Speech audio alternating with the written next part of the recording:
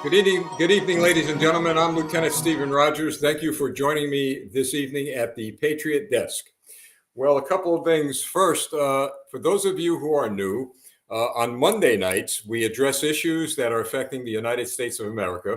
On Thursday nights, we address issues that are affecting our fine friends and neighbors in Canada. Now, all of the issues that we are addressing in both countries have everything to do with freedom and liberty. And I can tell you here in the United States, as well as Canada, we are involved in a war against liberals here in America, a war against those who have embraced the ideology of Marx, Lenin, and Stalin, not only here in the United States, but also in Canada. And the good news is, folks, believe me, and we're going to prove this as we move forward, we're winning the war. We are winning the war, folks. It's a quiet, strong current beginning to develop across the United States and across Canada. And when it comes to the tyrants that we see growing in both our countries, their days are limited. Just remember that when you're feeling kind of down and out, and you hear day in and day out, whether it be on radio, the internet, or TV, all the negative stuff that's going on in both our countries, remember, there is something very positive going on. You're not going to hear much of it on the mainstream media. You're not going to hear much of it on news outlets, but you're going to hear a lot of it through our broadcasts and others like us. Now, let's talk a little bit about what's happening here in America, since tonight is the American side of the broadcast, and I know many Canadians are watching. Well, we're going to have a guest on shortly who's running for the United States Congress. And I want you to think about this. The guy is not only a congressional candidate, but he's a police officer in New York. And he's got some thoughts he wants to share with all of you regarding the recent protest in Canada and what Trudeau is doing to your country. This is why I say be encouraged, folks. I don't think Mr. Trudeau and his comrades ever expected those of us in America to be as aggressive as we are here in America against communism as we are in Canada. Now, freedom and liberty is under attack. So here's a couple of things that just went on this week. YouTube censored us. They only censored one broadcast, and the broadcast they censored was our interview with Pastor Archer. That's right. The pastor who was arrested for praying with the truckers during the protest in Canada. That's the only one they censored. Now, people have said to me, gee, how do you feel about that? It must be terrible. Well, look, to begin with, YouTube isn't the end of anything we do. YouTube, actually, they're lucky that they should be blessed. They should feel very honored to have freedom-loving people on their broadcast platforms. But I know it's private. It's their company. If that's what they want to do, that's what they can do. But the message that they sent every time they do that is what? They're afraid of us. They are afraid of what Pastor Archer said. They are afraid of what you all in Canada and across America are saying with regard to freedom and liberty. Now, we just learned today that Elon Musk has purchased Twitter, and he's got a few words about free speech that are going to favor freedom and liberty. So, as I predicted, and all you in Twitter, and by the way, we're broadcasting on 6 platforms tonight. And Twitter, YouTube, believe it or not, is still broadcasting us. We'll see how long that lasts. But those of you on Twitter who work for Twitter, I warned you months ago, you're done. You're absolutely done. It's over. You're going to lose your jobs because your company doesn't care about you. They don't care about freedom and liberty. They care about the almighty dollar. That's why they accepted millions and millions and millions of dollars. I think almost over $1 billion from Elon Musk. That's all they care about. So now I have a suggestion for those of you who work for Twitter. The same suggestions that you gave many of us who worked for President Trump, who worked for the Republican Party. When you go out and you have your interviews, don't put on your resume that you work for Twitter. No, you don't want to do that because you're not going to get a job anywhere. You're done. It's over. The people who are fighting for their countries are winning this battle. It takes time, it takes effort, but even Democrats in America and many, many Canadians who embraced the ideology of Trudeau are now scratching their heads saying, hey, wait a minute, this is going a little bit too far. Hey, I just got a notice now live on YouTube, Campaign for America. Just got it right here. So let's see how long we last on YouTube. But my point is this, folks. There are encouraging words. And so I look at this. Not being on YouTube, being censored here and there is an opportunity. It's an opportunity for those who live in Canada, for those who live in America, to come together and fight together, and we win together. So that's what's going on in our world with the social media platforms. Now, Washington State, get this, a school, all right? I believe it was a high school. They decide to fire a coach. I believe it was a teacher too. They fire a coach for committing the crime of getting on his knees and praying to God on a football field. That's right, folks. The man was fired, but he didn't stop fighting. His case is now before the Supreme Court, and it appears that the Supreme Court may just side with him because he did not violate, according to the courts, any government separation of church and state government issues. He didn't violate any laws. The guy got on his knees and prayed. And one of the justices asked the school representative or the school lawyer, so it's okay to get on your knees to protest against cops, to protest issues about racism, to accept Black Lives Matter. It's okay to do that, but it's not okay to pray. So now you're going to see, again, the Supreme Court, I believe in this case, will side with the coach. And I hope by the time he's through with the superintendent of schools and all those people of that school district, that he could go on a nice vacation on them. Because, folks, I've shared this with cops, with teachers, with anyone who's forced to do things that they shouldn't do. Sue the living daylights out of these people individually. Hold them accountable. Let them pay through the nose because the law is on our side. And then another thing that's happened here in America, the United States Air Force. Not too many people know that I was in the Air Force before I was in the Navy. That's right. During the Vietnam War, got out of high school. We were all getting drafted, or I went and joined the Air Force. So during that period of time, there was a lot going on. Young people were running to the recruiters to fight for their country. Today, they're running away from recruiters, but they got a little bit of help now from the military. And so the United States Air Force has gone full woke, in my opinion. Why? Well, they have now created cry rooms for airmen, cry rooms for some of the recruits. They don't call it cry rooms. I do. They call it airman's time. So airman's time is if you're upset, if you're having a nervous breakdown, if you're not liking what your drill instructor is telling you, you get to go to a room and you get to think it out, cry it out, talk to your commanding officer. I got to tell you something, folks. When I was in the military, the guys who cried, I got folks. I can't begin to tell you what happened to them.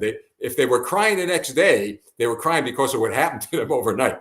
You're going to be a man and you're going to be a woman. And by the way, let me just get to that point. The Air Force and other military branches are now going full woke, training our men and women fighting for this country how to use pronouns. So here's what I'm going to say to those people out there who are in favor of that. You're either a man or you're a woman. If you don't know you're a man or a woman, I really believe you need to go to a mental health therapist. You really need to do that. You need help, okay? You could call what you want, do what you want. I've said it's your business, not mine, not the government's, but it becomes my business when you push it on our children, push it on our cops, push it on our military. That's when it becomes my business. But we'll get into that some other time. So the United States Air Force goes full woke. Now, of course, I ran for office in New Jersey, got elected twice. So I was part of that political atmosphere. But people always ask me, well, if you were governor, if you were president, if you were this, or if you were that. I never answer those questions, folks, because, when you're sitting in that seat, you really don't know what you're going to do if you were. But I am going to break this a little bit and say if I was president, within my first 30 days of swearing in, I would fire the entire Joint Chiefs of Staff. Every one of those generals gone, absolutely gone, and reverse all of these woke society things. And finally, before we get to our honored guest, Dr. Fauci, the guy can't keep quiet. This guy has to weigh in on everything. So Dr. Fauci apparently said that science, not the courts, but science would determine the status of people regarding vaccine mandates. So Of course, he's been pushed back by all kinds of people and organizations. So who are you, Dr. Fauci? But I've asked this question of all of the scientists that support Dr. Fauci. Well, it's a simple question. It seems like they can't answer it. I've asked them this question. The White House, everyone in the White House, as far as we know, from Joe Biden to every single staff member, have gotten the vaccine. They've gotten booster 1, booster 2, booster 3. Folks, they've got so many boosters, they could go from here to the moon and back. I mean, that's how vaccinated these people are. Well, I've asked this question. So they got all these boosters. They got the vaccine. God knows what else they got following science. But you know what they got also? The virus. So explain to me, how does this happen? You can talk to other medical professionals who will tell you, well, there is people do have natural immunity, and people don't necessarily will get the virus. So, folks, I've got to tell you, I think we have been, to a great degree, misled, scammed over. I really believe that. But saying that, so we don't get kicked off of these platforms, I leave it to you to decide what's best for you. Think about that. Think about you deciding. If you decide you should get a vaccine, good for you. It's your business, not mine, not the government's. But neither is it the government's mind, all right? Neither is it the government's dictatorship and policies that should force me or anyone else to get a vaccine. It's called freedom and liberty. Absolutely. They hate those words, don't they? You see what I got behind me, folks? All kinds of let freedom ring, right? Let freedom ring. As soon as they hear those words in Canada, you know, Trudeau and those people, they believe me, a chill runs up and down their spine. And if Biden had a spine, the same chill would run up and down his spine. But I will say this, the candidate for the United States Congress in the 2nd District of New York, he's causing a chill run up and down the spine of a lot of political leaders in this country, because he's an individual who's going to be part of the red tsunami that's coming across this country in November. So it is my honor now to introduce to you Mike Rakebrandt, who's a New York City police detective. He's running for the United States Congress in New York 2nd District. Mike, I don't know if you know this, but I was born and raised in Brooklyn. I'm a New Yorker, a brother New Yorker, and a brother cop. So welcome to our broadcast.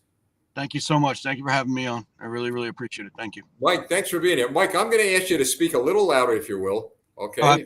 And I'm going to raise it from here. So, Mike, first thing, tell us a little bit about your background.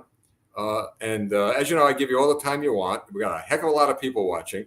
And then I've got a couple of questions for you. But how about your background? What are you doing now? Right now, I'm doing cold case homicides for the NYPD out of the 7-1 squad in Brooklyn. And I'm kind of helping out guys with their homicides, their shootings, things that are going on like that. So the more complicated stuff. And why are you running for U.S. Congress?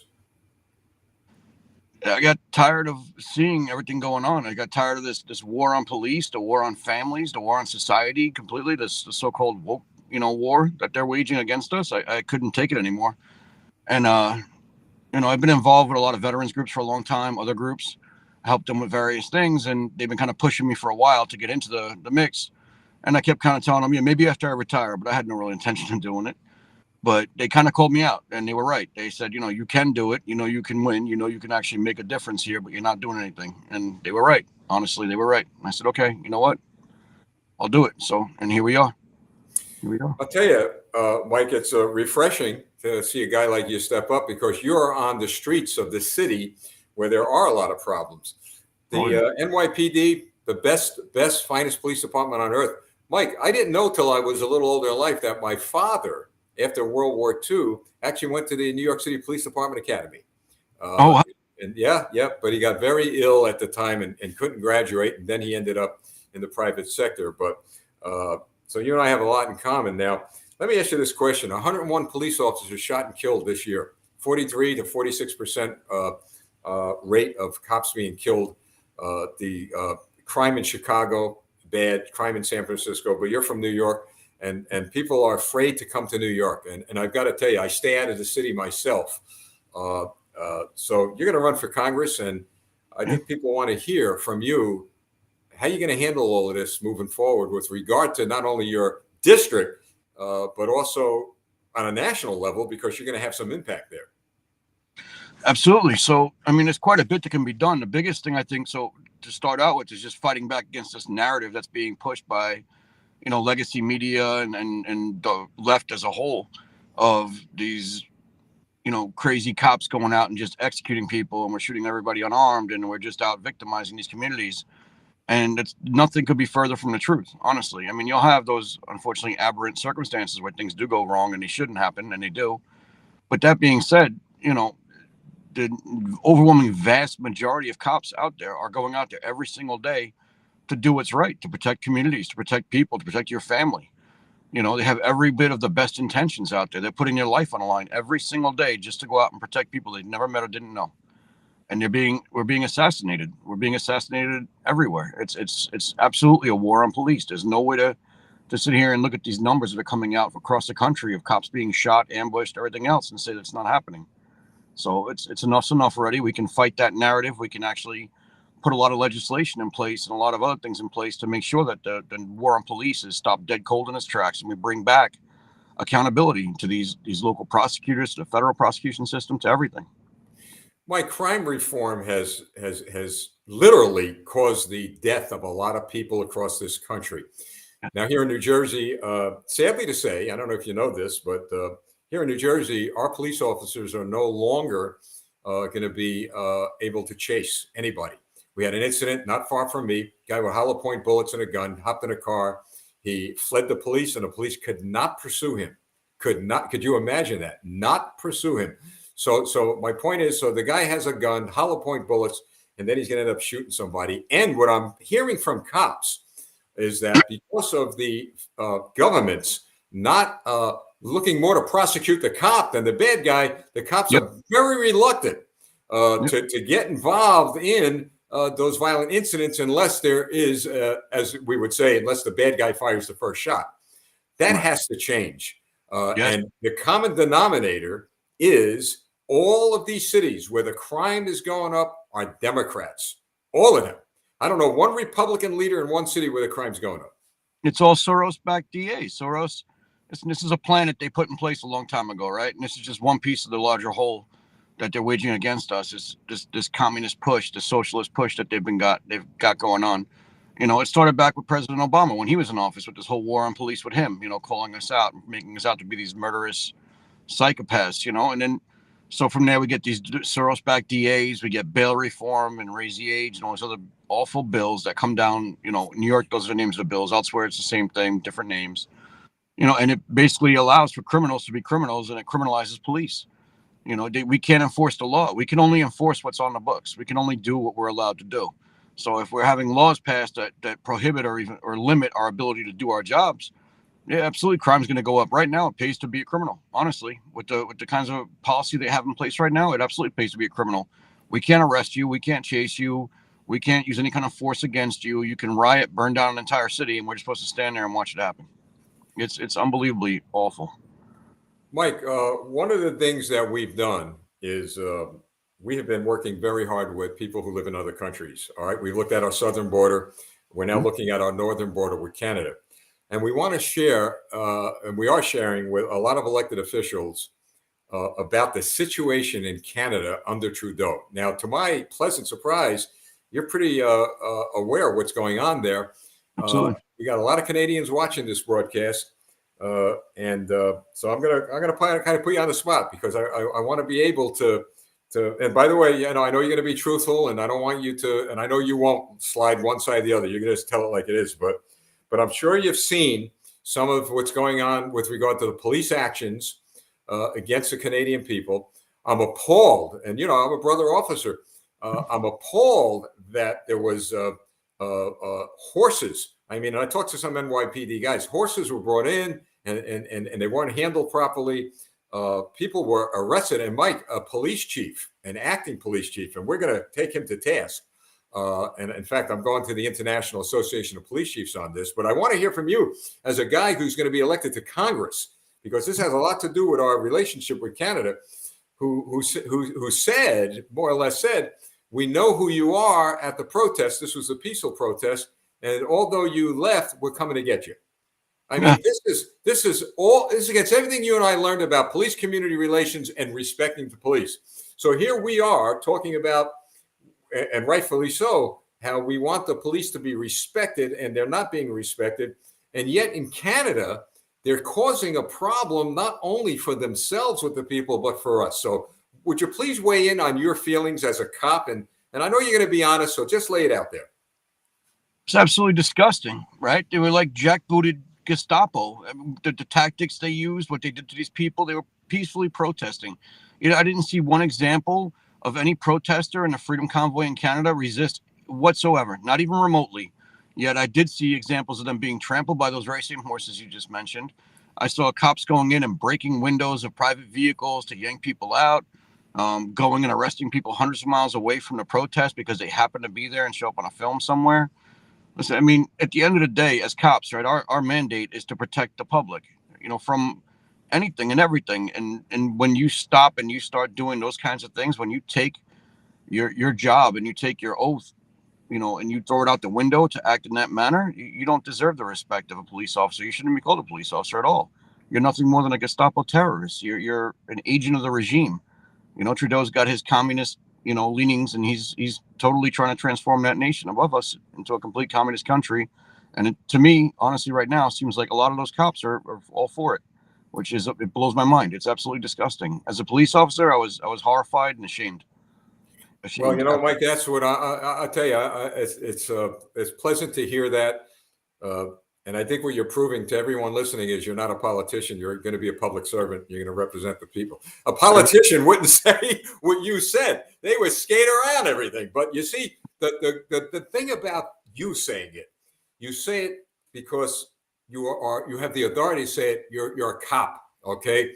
And not only are you a cop, you're a cop in the greatest city in the world over there in New York, and you've seen it all and done it all.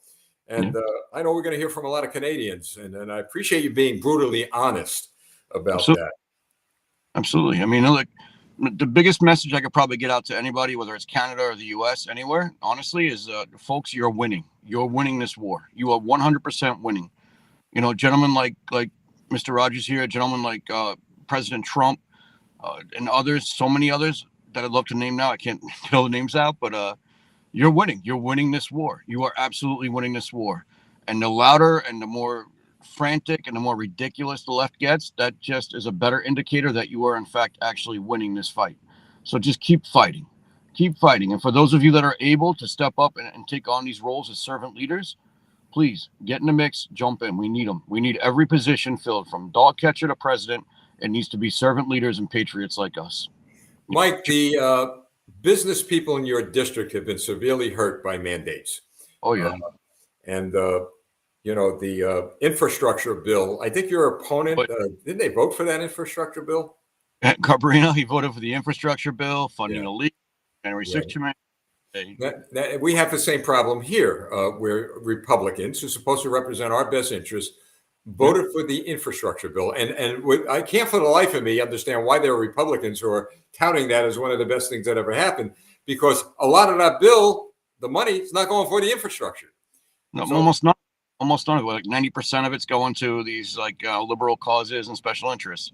Maybe at best 10% is going to infrastructure, if that. And even then, how much of that's actually going to go to infrastructure and how much will go to consultancies or whatever else.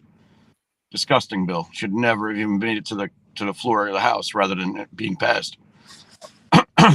You used two words that I thought was something I haven't seen, but it really caught my eye. You used two words on your website: common sense solutions. Yes. And I've got to tell you, so share with me some of the solutions, some of your common sense solutions regarding crime, regarding your district and the businesses in your district. As a small business man or woman, what can I look forward to by you going into the United States Congress? For small business especially, I think the tax burden is really what crushes them the most. I mean, first of all, the mandates, right? The mandates have to end, period, flat out. No more mandates. Nobody should be forcing anyone to put anything in their body. And beyond that, as parents, we don't co-parent with the government. That just doesn't happen. So these, vaccines of all kinds, these decisions should be made with informed consent, whether it's for yourself or for your children. It should be made after having informed consent, and it should be your business, nobody else's. That's it. As far as small business is concerned, end the mandates and give them the tax breaks they need to stop with these. They get hit so hard. I mean, so hard. They're getting taxed 4 and 5 different ways on the very same money, as though they're making 4 or 5 times as much. So even with the infrastructure bill, they had that methane tax they squeezed in there. That's only going to drive the price of oil up further. It's going to drive up production costs, which is then going to drive up the cost of everything else doing business.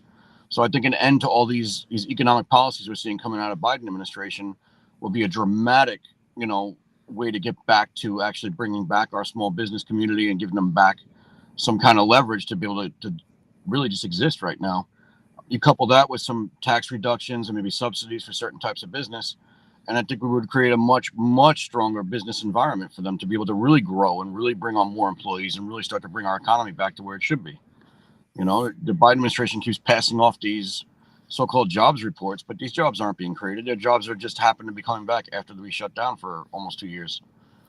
Mike, I know we've got quite a network through the people we've met over the years here at Campaign for America, and we've got a great network of people in Canada. In fact, there have been people who I can't see on the air who are close to the government there have been in touch, and there have been cops who have been in touch, and they're appalled over what's happening in their country. Sure. They are, and unfortunately, they can't speak out. They're in fear, and I get it, because we know that you and I'm sure, like me, you've run into mob guys, right? And all they do is work on fear. But as soon as you get back, well, you know what? They give up. This is why I'm glad you said that we're winning. The people are winning. We are. The people in Canada are watching us very closely. They're watching this election very closely. And I don't know if the chat's up on the screen, but I'm watching one here and one there, and they're coming in. They're coming in. And they're thanking you for your encouraging words, by the way. The issue of our government, our federal government, and the Trudeau government, they're married to each other. The liberals here, the woke people here, and the Trudeau government. It's a little tougher out there in Canada because they don't have a constitution that we have. But here's my point. We need people like you who are running for Congress, who are going to stand up and talk about freedom and liberty, in the sense that we not only have a problem on the southern border, which I want you to weigh in on, but we truly have a very serious problem on our northern border. My concern is, and I'm watching this, the concern of the Americans that are weighing in is that when it comes to New York, largest city in the world, we need to have representatives, like a person says here, like you, who are really going to stand and fight. And the question that you may not be able to answer it because I can't, is there anybody else in New York who's really running on a platform you are? Because you're truly running on the people's platform here. Anybody else you know? Yeah. Pat Hahn is running out of New York for U.S. Senate to unseat Schumer. Amazing guy, amazing patriot, very, very well spoken. He's a labor guy all his life, retired. He's just a phenomenal man. There's so many. Anthony Figliola is running in District 1. He's a great guy. I've met quite a few. George Santos in District 3. We got him, D'Esposito. He's a retired detective from the NYPD running in District 4 for Congress. There's so many now. There's so many people coming out now, servant leaders and just strong leaders coming out everywhere. And, I see it in quite a few posts on Facebook, all social media, through other things. I mean, I'm seeing real, true servant leaders who actually truly care about freedom step up now and start to say the kinds of things that need to be said. They're not afraid of being canceled, so to speak. They're not afraid of whatever, attacks they're going to get from the left or whatever. They're actually just speaking truth. They're going to call me all kinds of names, I'm sure. As you know, as a cop, What else is new? You can call me whatever you don't bother me. I just smile and nod, whatever. It doesn't, but this is why we need no politicians anymore. We need servant leaders, people who have the courage to stand up and face that kind of derision and still come back and make those clear, concise points and put things back to right again. The Ron DeSantis's of the world, people of that nature that really truly understand this and make this work.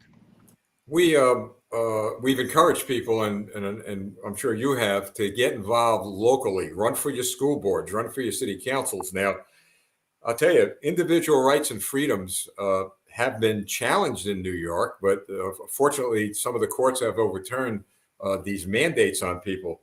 But we haven't seen many congressional representatives. I'm going to ask you to weigh in on this. Talk about those issues other than election time. Do you know, Mike? I'll tell you something. I'm pretty active in politics. I have never seen my congressional representative, never, not once. And only until election time comes, you see them. Yep. And I must say this about even the Republican Party in New Jersey, which, look at it. The chairmen and women in the New Jersey Republican Party are great people. They work hard. I don't want to lead any person to believe that they're the problem. But what I don't see is a great push for people like you. And that's a problem. You just articulated and named a whole lot of people who are grassroots Americans, who are hard workers. And as my wife says, she said to me this when I got involved in politics. She says, remember, you get involved means I'm involved. And I do not want a collar on my neck with somebody pulling a leash. She was telling me clearly, if you get involved, you stay transparent, your integrity stays intact, partnership with anybody who don't believe in the principles you do. And as a deputy police chief from Bloomfield, New Jersey once told me, when I asked him, Chief, what should I do? I don't know if I should do this or that. And you know what his word was to me? Do what's right regardless of the consequences. Do what's truthful and right. And it sounds to me you're that type of guy. Absolutely, 100%. Listen, I spent almost 10 years in the military as a Navy corpsman. I spent time in combat in Iraq. I've been wounded in combat. I saw my Marines make tremendous sacrifices. I've seen the sacrifices made here by our fellow officers. I live my life with the mandate and the thought that I should always ever live up to the standard that they sacrificed for. So their sacrifices have to mean something. So if I'm lying, if I'm pandering, if I'm only serving my own interests, I'm not living up to their sacrifices. And that's something I'm never going to do. So as we wrap things up, because you talked about the military, I know it must bother you as it bothers me, that our military is going full woke. I mean, the enemies are training to kill us, and we're training to learn how to speak to the enemy. You're going to be in the United States Congress, and you're a Marine, all right? And we have to depend on guys like you, women like you are running, to stand up and to push back on it. This is bad. This is bad. So what would be your plan to move forward with putting an end to this? Mike, have you ever been to the Air Force Academy? Walk by or see it? I walked by it once when I was in Colorado. It says, "Bring me men," something like that. I'm afraid they're going to change that to bring me a non-binary or something. So the morale's bad in the military. All right? Oh yeah. So as a congressman, where are you going to go with this? The best thing about the House is we control the purse strings, right? So all the money, all the funding comes out of us. So it gives us a lot of power as a whole to be able to kind of push things where they need to be. So for me personally, I would like to see the push. I would like to see the push back on the military, get back to actually training war fighters. War's not pretty. It's not going to be pretty. It's not easy. And there's no cry rooms in the combat zone. You know what I mean? So I want to see it brought back to where it should be. I want war fighters. I don't want someone defending me that doesn't know how to fight and is going to stop and cry in the middle of a combat. Like, they're going to get killed and we're all going to get wiped out with them. No, absolutely not. So I would honestly say using the budgetary process to force these institutions back to where they belong and back to their original mandates and what they're supposed to be doing. Not this woke, crazy nonsense they have going on. It's insane to me. I'm sorry, you certainly know your stuff. So, Mike, a couple of things. One is, before we sign off with you, yes, sir. A few last words to the people of your district here in the United States of America and our Canadian friends. We've got hundreds, maybe 1,000 from Canada watching, and a few thousand from America. Keep fighting. You are winning. Just keep fighting. Fight on social media. Don't be silenced. Make your opinions heard. Make your voices heard. The more loud you get and the harder you fight, the more you're going to win. But you are winning this fight. You are, without a doubt, 100% winning this fight. Share truth, share the message, and keep fighting. Michael, our National Executive Director, Arnold Sherman, I know you've talked with him. He's going to be in touch with you. I think we're going to come out to your district and maybe we're going to help you out a bit, okay? That'd be awesome. That'd be great to meet you. Thanks so much, sir. Mike, thank you. I salute you as a military officer and as a police officer. Thank you so much. Thank you, sir. God bless you. Thank you. God bless you. Well, folks, there you have it. That is a hero, okay? That is a hero that's stepping up, an NYPD officer who's stepping up and saying enough is enough. And what I was really glad to hear, and maybe this is the first time a lot of Americans as well as Canadians have heard it, a police officer from that department actually weighing in on the force that was used against Canadians during the truckers' convoy. I mean, folks, for a cop in this country or any country to stand up and to speak the way he did from his heart, truthfully, with integrity and honor, boy, what a credit to this country. So what we're going to do, folks, we're going to do some work for him. Okay, we got to get this guy elected. Now, as I move forward, folks, Thursday night, all right, Thursday night, we will be on, and we are working hard with our senior advisor that's working in Canada to bring on some Canadian candidates. This is important because you all have elections coming up, and what I want to do, folks, is if you who are listening know of any candidates or get in touch with any of their campaigns, by all means, get in touch with us. Okay, get in touch with us, and we will do everything we could to get them on the air. Look at folks, I've said from the beginning, we're in this together. This is not a Canadian problem or an American problem alone. This is a problem for both our countries.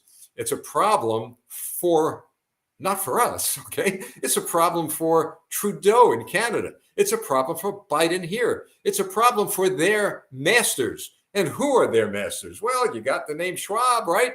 You got the name Soros, but more so, who are the masters of Soros and Schwab? Again, in my opinion, all right, my opinion, not factual, fact checked if you want there, it's Facebook world and Twitter world. My opinion, the people who are the puppet masters, and I've said this for quite some time, are the same people who were the puppet masters of our government leaders during the time the guy behind me, all right, when he was president, the puppet masters then were the Soviet Communist Party.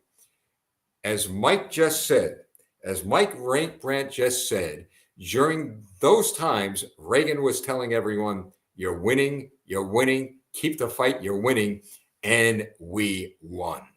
And so I'm sharing with you today, as Mike just did, we are winning, folks. We are winning for a few reasons. First and foremost, we're winning because, and I don't say this lightly, those of you who know me, we're winning because we are prayerful nations. We are nations who believe in God Almighty. We are nations who believe in the power of prayer. Boy, I'm gonna have a broadcast one night just to share how the power of prayer has turned nations who were going downhill into nations that became great, because the people, you, me, people like Mike, other people, grassroots Americans stood the course and they prayed and they put their faith to work. It's so important. You know, as a pastor once said to me, there's a time to pray and there's a time to fight. Well, now's the time to fight. And we are fighting. You are fighting. I am fighting. So when you tune into a broadcast like this, just not ours, but you have the Shadow broadcast up there in Canada. You've got other, great broadcasts that are going on that are getting the truth out. Well, as you tune in and you share electronically our videos or verbally with your neighbors, the word is spreading, folks. The word is spreading. Do you know there are prayer cells? We know this is a fact because we helped create them. There are prayer cells all over America, all over Canada. There are prayer cells. And I know one of them that I was involved in some time ago, and I believe it's still going. One of the people in those prayer cells I was on was Martin Luther King's granddaughter. There are powerful people on our side, very powerful people. They're silent. They're very silent, but they're very powerful in the sense that they're prayer warriors, and they are investing a lot of money and a lot of time behind the scenes in doing what must be done to restore our freedom and liberty. Why? Because of you. Because you all have stood your ground. You all have obeyed the laws. You all have become the strength. You have become the strength of those who need to see strong leaders. So when you look at those of us, whether we're on the air or a mic, we're folks, we're just part of the team. We're part of the team. So what I'm going to ask you to do is just to remember what Mike said. He is one of the, I'll tell you, I'm proud of this guy. He is one of the few people that I've had on the air who have said, stay strong, fight, you're winning. I haven't heard that since Ronald Reagan said you're winning, and then Donald Trump said you're winning. Now we got a guy running for Congress to say you're winning. And he's not saying it to make you feel good, because it's a fact. It is an absolute fact. We're winning this war, folks. Think about this. One person said to me a week ago, gee, that guy Trudeau must be a thorn in the side of the Canadians, and Biden, man, and the Democrats are thorn in your side, Lieutenant. No, that's not truthful. I'm a thorn in their sides. The Canadian people, the freedom fighters in Canada, are a thorn in the sides of Trudeau. He's the guy that can't sleep at night. We could. And you know why we could sleep at night, folks? Is, as I said, we're prayerful. I believe that when we stay close to the Lord, the Holy Spirit gives us that peace and comfort we need. But I also believe that we could sleep at night because, listen to this now, think about this. They know we, the people, outnumber them. We outnumber them. Just think about that. So their greatest threat, their greatest fear is becoming a reality, because before we started off as 1, 2, 5, 100, 1,000, 10,000, now we're millions. And now through this social media medium, we are just multiplying by the millions. Just think about that. Put your head down tonight, relax, take it easy, all right? See you Thursday night when we talk about the Canadian issues. Look, I'm going to have Mike back on sooner rather than later, because this guy is valuable. He's valuable to this country. We got to help them the best we could. And those Canadian candidates that come on, well, we're going to put them to the task. We're going to see what they have to say. And I have great hopes for Canada, for the United States, for every freedom-loving country. And by the way, I want to thank the people from Britain, Iceland, and Ireland who have tuned in. And there's some other countries in there that the thing is scrolling. But think about that. All right, folks, that's it. Thanks for joining us. We've got a lot of things happening here at Campaign for America. Again, those of you who have made a contribution to help us in our expansion, I don't know how to thank you other than I keep you in my prayers. I've called some of you. You know that. I've written letters back to you. So whatever it is, folks, we've had people send us, and I don't like to do this, but now it's gotten to a point where we're really overwhelmed, where we have people who have sent us anything from $1 to whatever. The widow's mite. So whatever you can afford, I've said, pay your bills, take care of your families. If you got a few extra bucks, please send it our way, because we're now having impact. I'm not looking to become a millionaire out of this. Look at folks, I've said this is the last mile for me. And I believe it. One day I'll explain that to you. Last mile. All right. Seen it all, done it all, been in office, out of office, been a cop, been in the military. My goal now, my calling, is to make sure that we protect the freedom and liberty of our countries for the next generation, and to make sure guys like Mike and others see their dreams come true, to make sure you all see their dreams come true. Because when I leave this earth, at least before I leave it, I hope that there's enough breath in me to say, we did it. We fought the fight and we won. So if you can help us out, folks, campaignforamerica.com. That's our website, campaign4america.com. You'll see a donation page. Whatever you can help out, fine. If you can't help out financially, I help you. What's very important to me is your prayers. That's it. All right, folks, be well, be good, be strong. Let freedom ring. God bless you. See you Thursday night. Thank you. Have a great evening. I'm Lieutenant